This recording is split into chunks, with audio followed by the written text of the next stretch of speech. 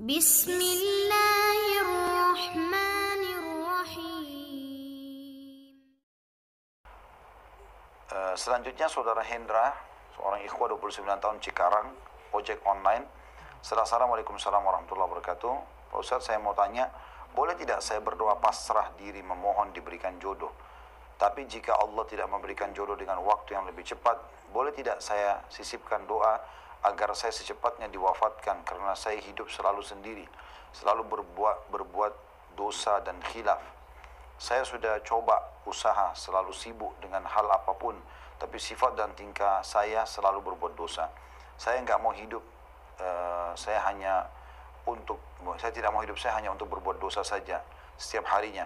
Maka dari itu saya selalu berdoa berharap diwafatkan daripada hidup melajang dengan waktu yang lama. Terima kasih Ustaz. Pertama sekali, Saudara Hendra, tenangkan diri Anda. Tenangkan diri Anda. Jangan selalu tergesa-gesa untuk memberikan penilaian negatif kepada Allah Subhanahu wa taala. Dan jangan juga terlalu mempesimiskan diri seakan-akan Anda tidak bisa. Saya tidak bisa tinggalkan dosa ini. Saya pasti akan selalu terjerumus dalam kesalahan. Saya kayaknya nggak bisa menikah, nggak ada yang mau sama saya. Ini semua pesimis-pesimis yang tidak boleh ada dalam jiwa seorang muslim. Itu dulu pertama.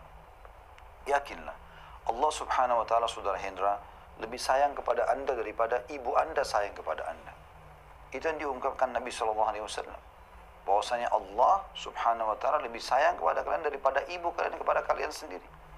Allah tidak mau kita celaka. Pasti ada hikmah-hikmah ilahi. Kenapa Anda belum dimudahkan misalnya pun kalau Anda mau menikah? Yang penting teman-teman sekalian, jangan melanggar. Jangan bilang saya selalu terjerumus dalam dosa. Enggak, berhentikan dosa itu. Sekarang kalau misal Mas Hendra ini misal berzina, tidak berzina, kenapa? Apakah rontok semua rambutnya? Apakah copot tangannya, matanya, tulikah telinganya, butakah matanya? Kan tidak. Hanya syahwat yang bergejolak. Anda bisa redam syahwat itu.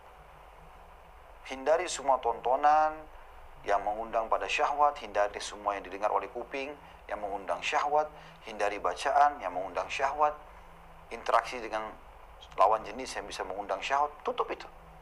Karena Allah Subhanahu wa taala, nanti Anda akan rasakan kenikmatan yang luar biasa dari keimanan. Karena kata Nabi SAW, siapa yang menurunkan pandangannya dari yang haram, maka dia akan diberikan oleh Allah SWT kenikmatan iman sampai hari kiamat. Bukan cuma di sini, sampai meninggal dan dibangkitkan pun dia akan rasakan kenikmatannya itu. Itu dulu teman-teman sekalian. Saudara Hendra, ini 2 poin pertama dalam pembukaan yang saya ingin sampaikan.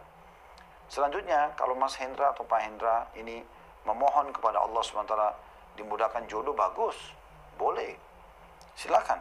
Dan salah satu ciri doa kita diterima adalah Anda mendapatkan sinyalnya.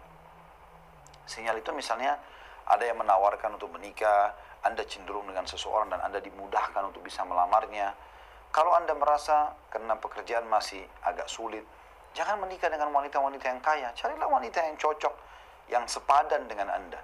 Kata Nabi SAW, wa ankihul akfa'a minkum. Menikahlah dengan orang yang sepadan, ya, yang sepadan dengan kalian. Seperti itu.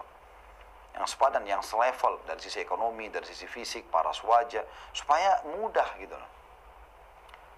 Kalau yang terakhir di sini tentang masalah Anda minta kepada Allah agar dimatikan saja, jangan. Jangan. Orang mati, Mas Hendra, berharap dihidupkan oleh Allah sehari agar bisa beribadah. Anda mohon kepada Allah SWT agar bisa beribadah kepada Allah SWT. Pernah terjadi, ini Mas Hendra secara khusus dan teman-teman yang lain mengikuti juga perlu merenungi masalah ini. Sudah pernah saya sampaikan di beberapa pengajian kisah ini ya.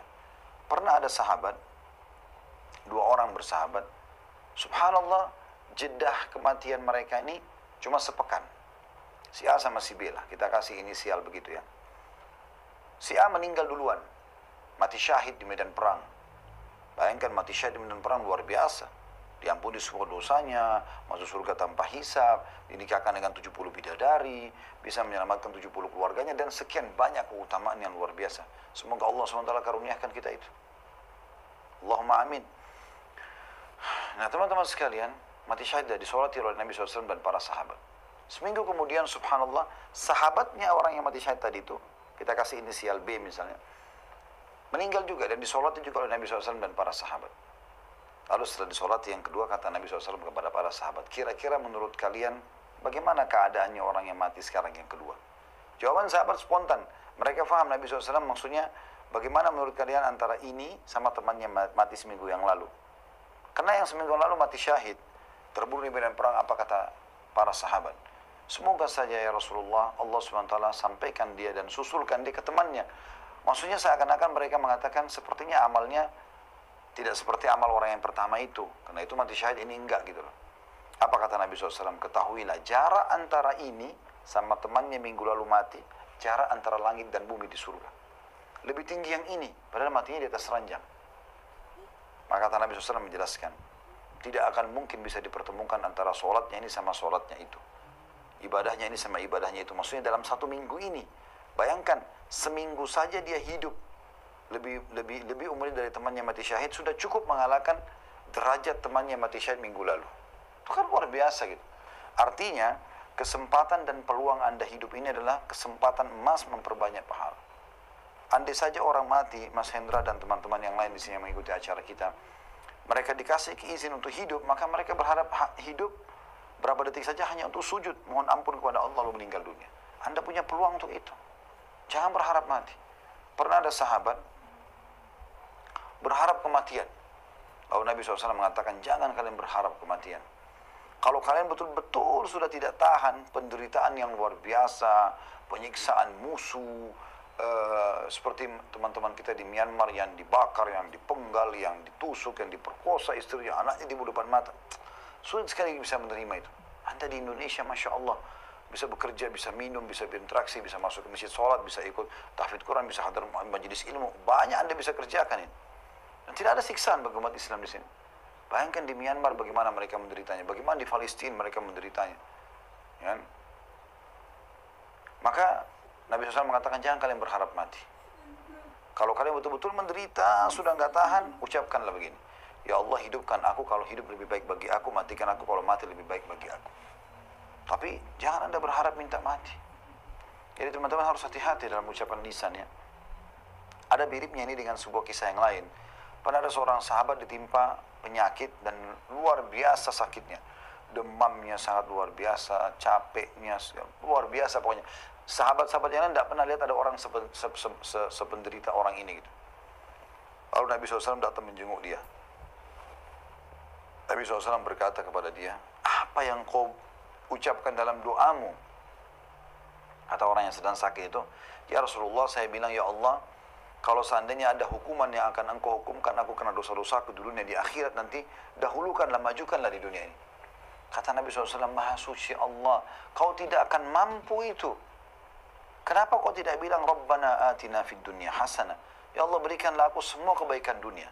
Baik itu dari rezeki, baik itu dari pengampunan dosa, peninggian derajat, dimudahkan jodoh, mudahkan keturunan, mudahkan pekerjaan. Rabbana atina fid dunya hasanah, minta semua kebaikan dunia.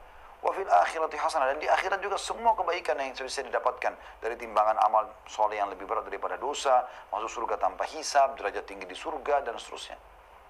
Wa qina adzabannar, dan jauhkan kami dari api neraka. Jadi saya sarankan saudara Hendra, tenangkan diri, bersabar. Saran saya, wudu. Malam ini Anda wudu. Habis acara kita, sholat 2 rakaat, niatkan sholat taubat nasuha. Minta agar Allah melunakkan hati Anda dan mudahkan jodoh buat Anda. Kami pun mendoakan itu insya Allah.